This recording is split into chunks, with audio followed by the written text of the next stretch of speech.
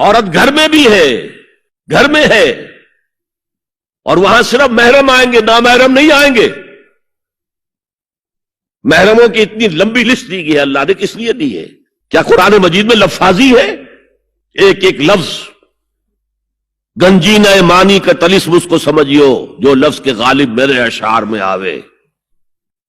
غالب نے تو تعلیق کی ہے، اللہ کے کلام میں تو یہ بات صحیح ہے نا۔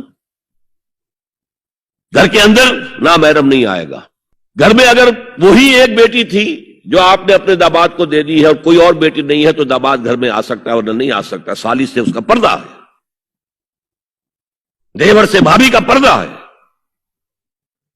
چچا زاد بھائی بہنوں کا پردہ ہے۔ چچا سے پردہ نہیں ہے، ماموں سے پردہ نہیں ہے، چچا زاد پردہ ہے، ماموں زاد پردہ ہے، خالہ زاد پردہ ہے، پھوپھی زاد پردہ ہے۔ یہ سارے احکام کس لیے دیے گئے؟ گھر کے اندر بھی ستر اور نگاہیں نیچی۔ مولانا حمید الدین فراہی نے ایک نکتہ بیان کیا کہ سورہ احزاب میں جو پردے کا بیان ہے وہ ہے گھر سے باہر کا پردہ۔ جب اے نبی کہہ دیجئے قل لازواجک و بناتک و نساء المؤمنین یدنین علیہن من جلابیبہن۔ جلباب کہتے تھے ایک بڑی چادر، کوئی عربوں کی تہذیب میں موجود تھی دو چیزیں، گھر میں ان کے ایک دوپٹہ ہوتا تھا جسے خمار کہتے تھے، خمار، خمرہن کا لفظ آیا ہے سورہ نور کے اندر۔ گھر سے باہر نکلتی ہوئی وہ اپنا پورا وجود ایک چادر میں لپیٹ لیتی تھی، لیکن چہرے کا پردہ نہیں تھا۔ اب فرمایا گیا اے نبی اپنی بیویوں سے اور اپنی بیٹیوں سے اور اہل ایمان کی بیویوں سے، اب بات آگے بڑھ رہی ہے، اہل ایمان کی بیویاں شامل ہو گئی، اس لیے کہ تو ساری بات ہی ازواج مطہرات سے جو ہو رہی ہے، اس لیے ہو رہی ہے کہ وہ اسوہ بنے مسلمان خواتین کے لیے۔ ان سے کہہ دیجئے وہ اپنی چادروں کے پلو لٹکا لیا کریں۔ یہ جو گھونگھٹ کا تصور بعد میں ہوا ہے، اور اس میں بھی کیسے کیسے احکام دیے گئے۔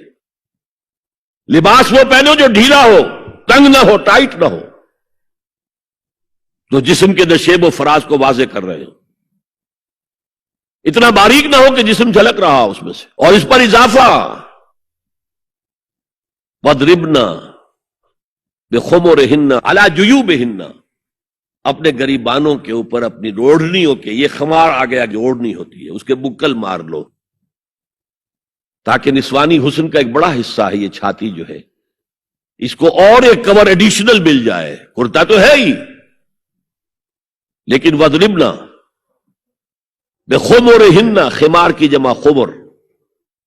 سورہ احزاب میں آیا جلابیب، جلباب کی جمع، وہ بڑی چادر جس میں لپٹ کر گھر سے نکلتی تھی، لیکن یہ کہ یہاں پر خمرہن، خمار کہتے ہیں اوڑھنی کو جو گھر میں بھی استعمال ہوتی ہے، تو وہ سر پر بھی ہو اور اس کا ایک بکل جو ہے تمہاری سینے پر بھی آ جائے، ایڈیشنل کورنگ۔